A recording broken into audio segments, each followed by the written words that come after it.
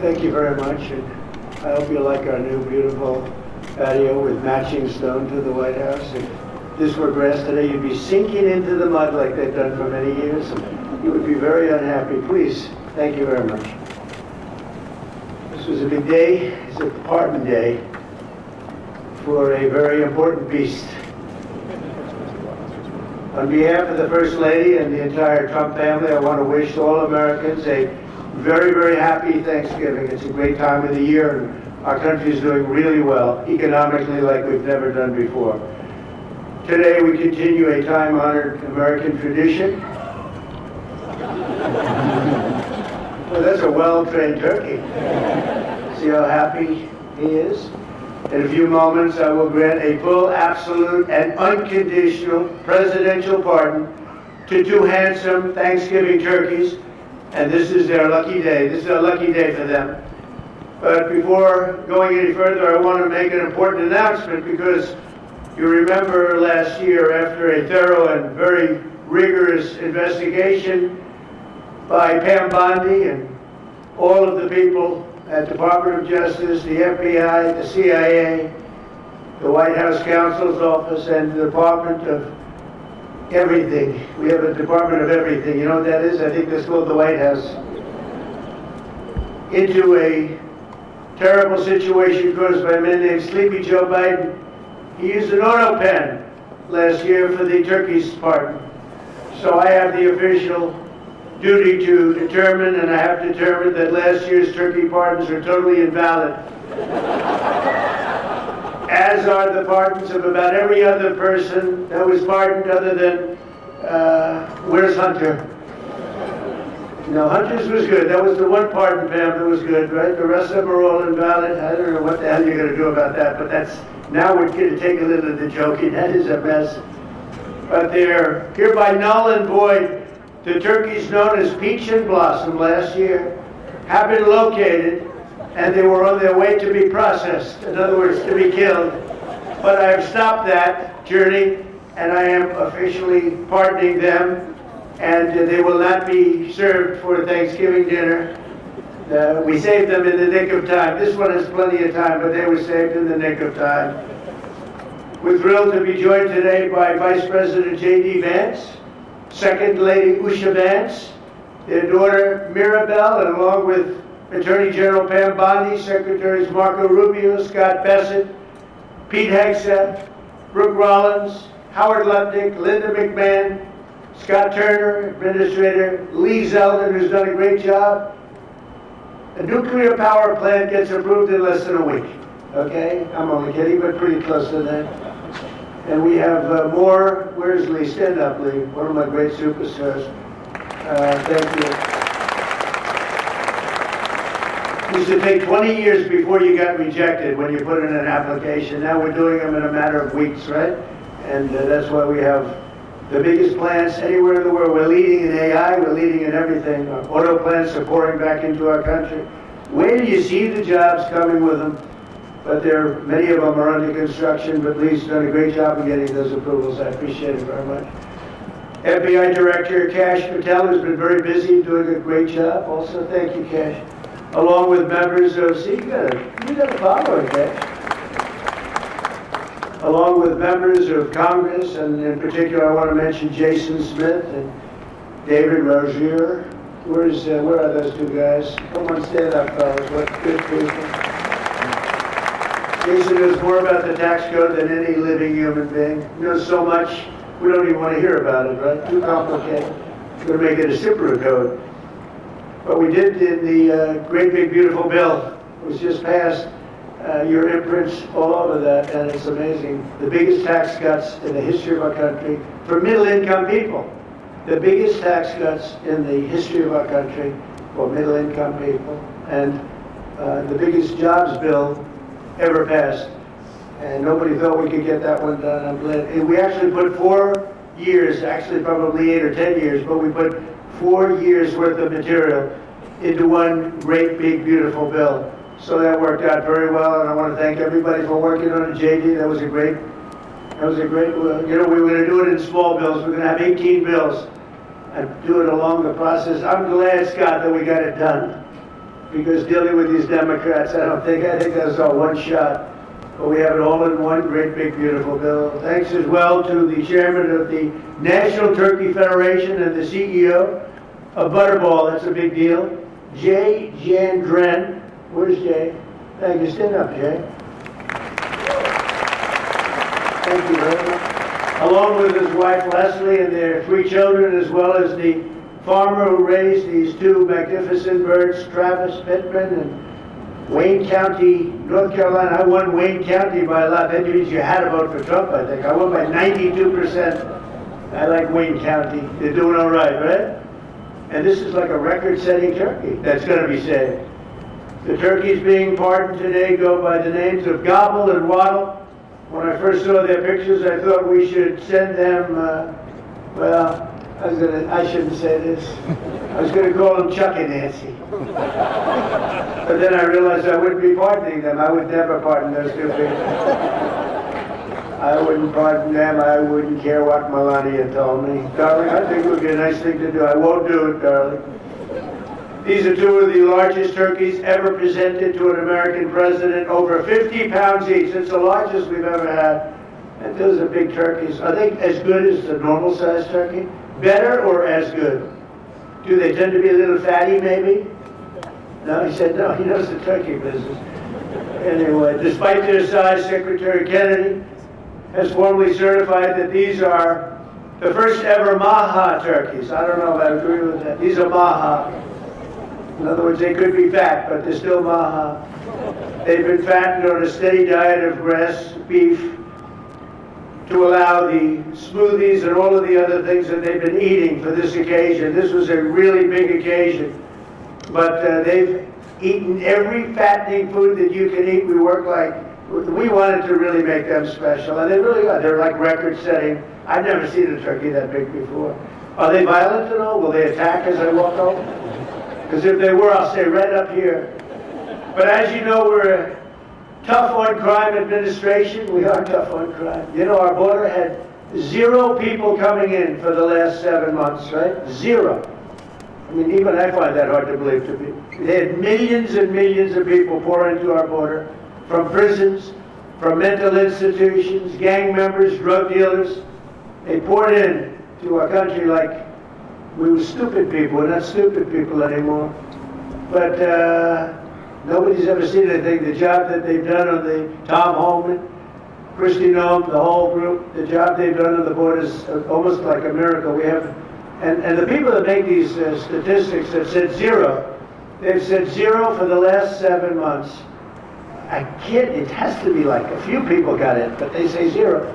And they're radical left Democrats to do the scoring. So I can't imagine they did that for us. The truth is, we have no people coming into our country illegally. It's an amazing statistic, and I'm very proud of it.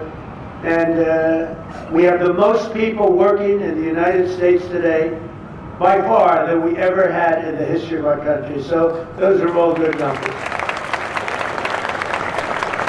But instead of pardon, some of my more enthusiastic staffers were already drafting the paperwork to ship Gobble and Waddle straight to the terrorist confinement center in El Salvador. And even those birds don't want to be there. You know what I mean? It was a tough. I'd like to thank the president of that country. They do a rather efficient job. It's going to be the largest prison in history. I've never seen anything like it. And a lot of people are behaving on our streets now. You know, Washington, D.C. is considered a safe zone. This was one of our most unsafe places anywhere in the United States. It is now considered a totally safe city. I won't tell you about murders. We're having murders, like a lot of murders, on a weekly basis. We haven't had a murder in 6 months. And it doesn't sound good even to say that. We haven't had a murder in 6 months. But when you are averaging 1 and even sometimes 2 a week, and you haven't had 1 in 6 months, you can walk with your family down the middle of any street, go to a restaurant, you won't get in. They're opening new restaurants all over, and it's really been a beautiful thing to see. So Washington, D.C. is now a totally safe city, and a year ago it was a criminal mess. We removed, Pam, 1,700 people, career criminals, and people that came to this city from Venezuela and many other places. They were let out of prisons and they came here. There were Tren de Aragua, a lot of Tren de Aragua, that's from Venezuela. And we got them all the hell out of our country, or they're in prisons now. And you can walk down any street in Washington and you're going to be just fine. And I want to thank the National Guard. I want to thank Pete Hegseth. The job you've done here is incredible. And I hear you having the same kind of success in Memphis, Tennessee. We had an even worse situation. And Memphis crime is down 64% in 3 weeks. And by the time you have 4 or 5 weeks, you're going to have it down almost where there won't be crime. And we could do that in Chicago, by the way, if they would let us. If the mayor was a low IQ person, but he should understand this. This is a very serious thing. You saw all the crime that took place last night, the night before. The woman with the burning, they burned the woman. They'll be talking about that now. They burned this beautiful woman riding in a train. A man was arrested 72 times. 72 times, think of that. And they'll let him out again. The liberal judges will let him out again.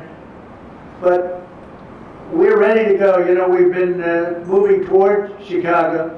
We have a governor that thinks it's wonderful that only like 7 people were killed this week. But we are moving toward doing it. We're going to, if crime gets, it's horrible what's happening in Chicago. We could make Chicago a safe city in a period of 4 weeks. In a period of 8 weeks, 9 weeks, 10 weeks, it would be totally safe. And the people of Chicago want us to go there. And if you look at the crime that's taken place in Chicago in the last 2 weeks, just take a look. It's on the front page of every newspaper. It's out of control. The mayor is incompetent, and the governor is a big fat slob. You ought to invite us in, say, please make Chicago safe. We're going to lose a great city if we don't do it quickly. Make Chicago, we'll do the same thing as we did in D.C., the same thing as we did everywhere we've gone. It's become almost instantly safe. And I want to do it in Chicago. So Governor Pritzker, if you're listening, let's get your act together. Invite us in. We're going to make your place so safe. You're not going to have these crimes that are making the newspapers and the front page of every newspaper and television story, news story. We'll make Chicago a safe place very quickly. I looked at the various cases, granting mercy, discovering that the terrible trauma that everyone's going through. And I had a little bit of a Pritzker joke. I was going to talk about Pritzker and size, but when I talk about Pritzker, I get angry because he's not letting us do the job. So I'm not going to tell my Pritzker joke. They have a very cute little joke, you know. Some speechwriter wrote some joke about his weight. But I would never want to talk about his weight. I don't talk about people being fat. I refuse to talk about the fact that he's a fat slob. I don't mention it. On a more serious note, as we gather around the dinner table, I'd like to lose a few pounds too, by the way. And I'm not going to lose it on Thanksgiving, I can tell you that. Because I'm going to have a turkey, but it's not going to be that one. I hope all Americans will have the chance to enjoy the fellowship of family and friends and renew our faith in God's providence. 1 year ago, we were a dead country 1 year ago.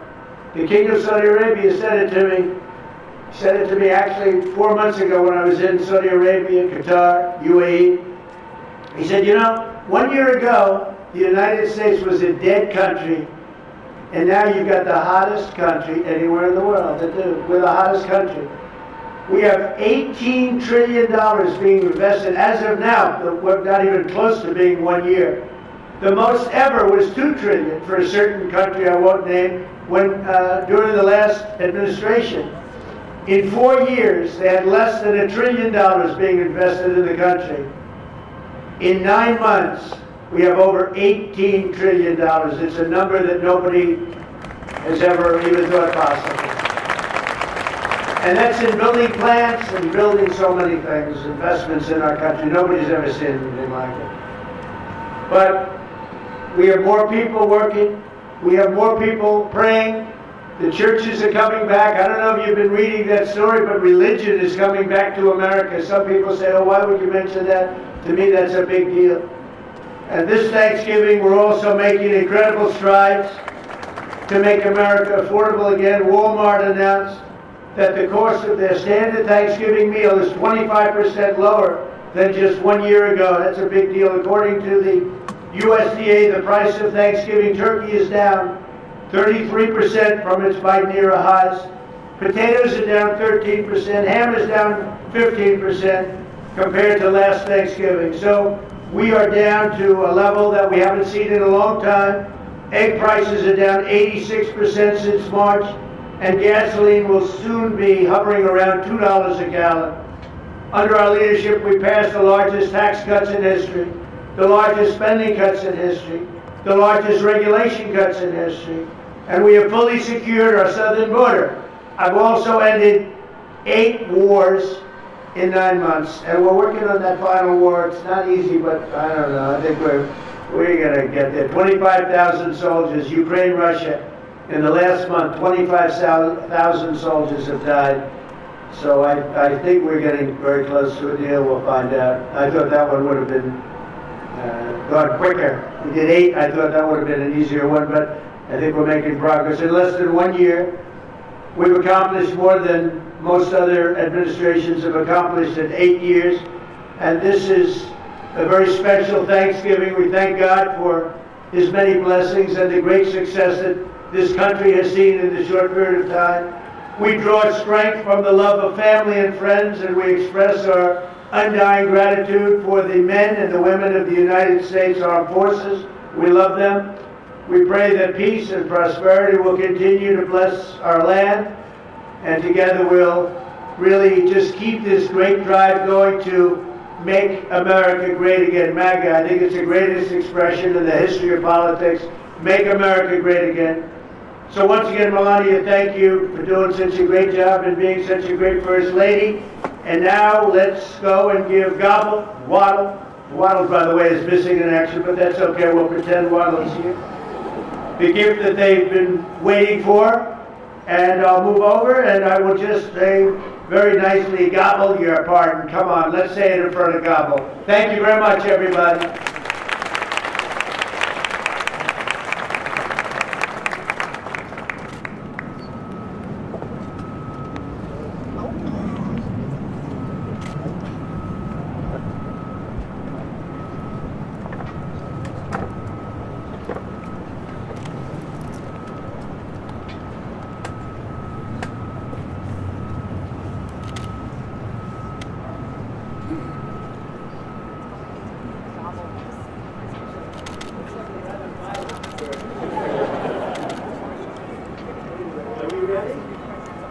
Gobble, I just want to tell you this is very important.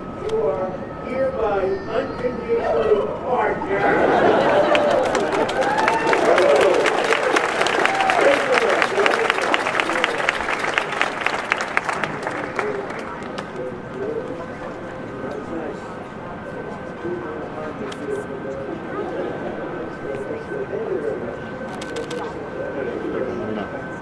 Thank you very much, everybody.